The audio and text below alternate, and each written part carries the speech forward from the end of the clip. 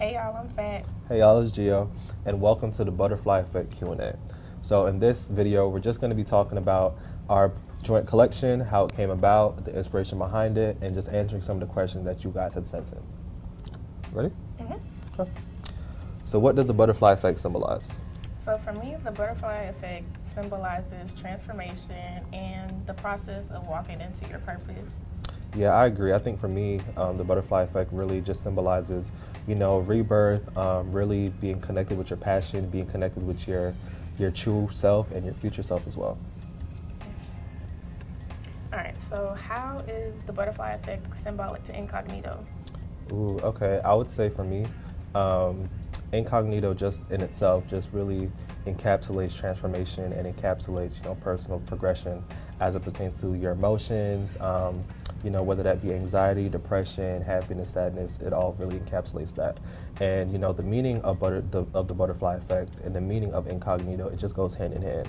So understanding that, wherever place you are currently in life, whether you're in a damaged place or whether you're like a good mental state, we all have some type of transformation to go through, and and that transformation will look different for different people.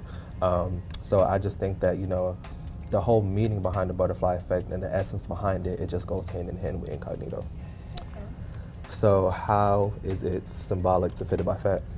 Wow, so anyone that knows me knows my business. It has a lot of like me in it, my personal life, and then it's my business. Right. And the butterfly effect for me, it more so symbolizes my spiritual awakening. Like I had my first spiritual awakening, I felt like back in 2019, 4 years ago. Oh, wow. And during this first spiritual awakening for me was really just about self-awareness, self-growth, finding my purpose and just where I fit in the world. And within that, I used to just like nitpick on myself a lot, like, you're not doing, you got this problem, this, that, Right. and the third. Okay. And as I've matured over the years, I realized like I haven't really given myself credit for my growth, Yeah, so I'm just kind of in a phase finally where I can sit back and be like, pump the brakes, you're good, you've done enough, you've put the work in, and I can just embrace who I am now and embrace my growth and forgive myself for any mistakes from the past and just be grateful for where my feet are currently planted, Right.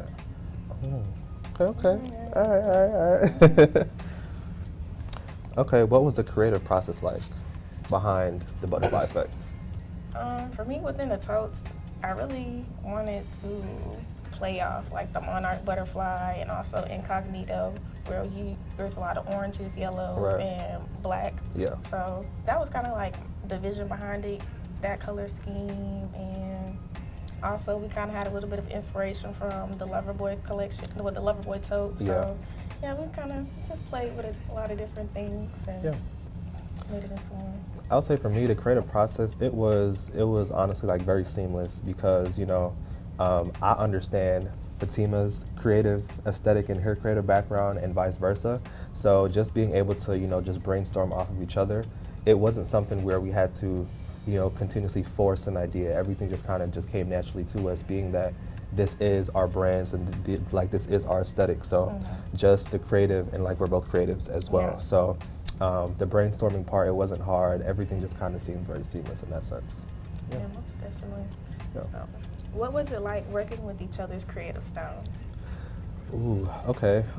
So as I said, Fatima's creative style, it's not the exact same as mine, but it's very compatible with mine. So she's like me in the sense that, anything, like she just gets inspired by anything really. And I also think that, with the world of Fitted by Fat and the world of Incognito, although like they aren't, like one is like more so books and one is more so like totes, I think the creative meaning and the metaphorical meaning behind both of our brands is, they just kind of collide and come together. So yeah, just working with her creative style, it was honestly a dream come true, because as a creative, it is hard to, network and just do anything collaborative with other creatives, because I think with us being I guess CEOs or entrepreneurs, and like we run our own brands, like we would always want to be in the driver's seat, and we would always want to have the creative control of everything. But I think with Fatima, Her creative style, like she knows what to do, and I know what to do, and we trust each other in doing that as well. What about you? I agree with what you said. I'll bounce off of that. Like, I trust Gio and his creative lane. Like, he's gonna do what he has to do when it comes to the graphics and stuff. Like, I ain't gotta worry about that and stuff. And I also trust in myself with my creative passion. So we kind of just let him do him. We bounce off ideas. Okay, I want to see this. Let's do this. Let's try this. And it just comes together magically. And even with Incognito and Fit About Fat, me, I'm a very imaginative person, so I can easily draw inspiration and the whole imagery from music, words, his poems, for example, because a lot of the totes came from his poems, such as Sunset Boy, Metamorphosis, and The Home of the Butterfly.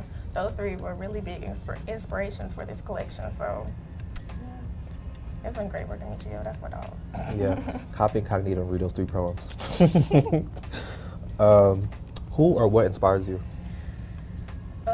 Me, myself, my personal life, and also music is behind a lot of my inspiration. So. Okay. I would say for me, music is my inspiration as well, but also I'm just inspired by literally any and everything. So I can be having a conversation with someone, and they could say something that would just trigger off like a creative bomb in my head or something, and I'll just brainstorm different things as it pertains to that, and just looking at different things, looking at other people's situations, and seeing how can I twist that into a more poetic and creative form. Yeah. What piqued your interest in your creative outlets? What piqued my interest in my creative outlet is like my mom and my grandma. Growing up, they sewed a lot. I was always around sewing machines, so I always had like interest in getting into that. But growing up, they wouldn't let me touch their sewing machines and stuff, so I had to wait till I got older and got my own, and that's when I really just started playing around. Like, I don't know, I really love fashion. I grew up just like watching like America's Next Top Model and stuff, so I kind of always knew I would like be somewhere in fashion. I was either gonna be a model or I was gonna be the one dressing the models or something. So. Yeah. Okay. I would say for me, what piqued my interest in my creative outlet. Growing up, I never really had a way of expressing myself. So I remember, one day I would just journal. Like, I would just journal. Because, like, I would be so angry, I would be so sad and not be able to really fully, like, express myself for real. And, growing up, I was always, like, the book kid. So, like, I always, like, reading books and stuff.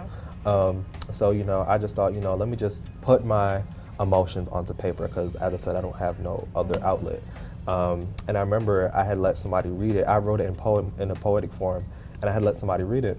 And their reaction to it, it was like, once I saw their reaction, I realized that this is so much bigger than me. And, like, it doesn't matter, like, how much hurt I have to go through, as long as I know that whatever I write from hurt, from pain, if that helps somebody, even if it doesn't touch 1 million people, even if it just touches one person or 5 people, I know that I've done my job. So just over that, I just kind of just been honing my craft when it comes to that. So just trying new things creatively when it comes to my poems, trying to tackle different concepts, how I can like really spin something. But yeah, that's really what piqued my interest in my creative outlet. Okay. I have a question. Was it hard for you to like share that vulnerability with people? Like, how was that? Because putting your heart out, like, even with my Loverboy collection, I'm like, oh my God, I'm in my business. It really was hard because I'm a very private person. And people, like, all my friends know, like, my vulnerability side and everything. But, having to share that with the world and putting all of that into a book, it was really scary at first. But, being that I wrote some of those poems when I was still in a damaged spot and I was still in, bad situations that I'm not in anymore, I was able to really grow from it and understand that, the art of vulnerability is so much bigger than me. Like, I can't be so caught up in not wanting to share something because, well, it's too personal to me. If I know that it can help somebody else, or I know that somebody who I probably never met before or been spoken to, they've gone through it, and I know that my words would resonate with them and help them see their light through their gloom. So yeah, it was really hard, but now I think I've, in a way, mastered the art of vulnerability because there's still some poems in my book that kind of like, I don't want you to read it, Yeah. but I understand the deeper meaning behind it. And I understand that, you know, when it comes to being vulnerable, I have to do that. I have to be vulnerable for other people to I guess, feel what I'm saying. So, yeah. That's facts though, because Yeah. like I'm trying to still learning how to master it, especially with creating content, because I like being off the grid. Everybody know I don't like being on Instagram. I don't like posting. I like being off the grid. I like being a mystery. So Right. even with my last collection, kind of like putting my heart out there, putting like a big part of my growth out there, like that relationship and that heartbreak really like Yeah. shifted my whole life. So putting that out there, oh, that was hard, and it was kind of Yeah. like embarrassing, and just Yeah. open up the door for people to think they can come be in my business and be in my past relationship. But it's whatever. But a lot of people did reach out and they was like, I enjoyed your story, I can relate, and da-da-da. So Yeah. it felt good. It's like, it kind of encourages me to keep putting myself out there. Yeah.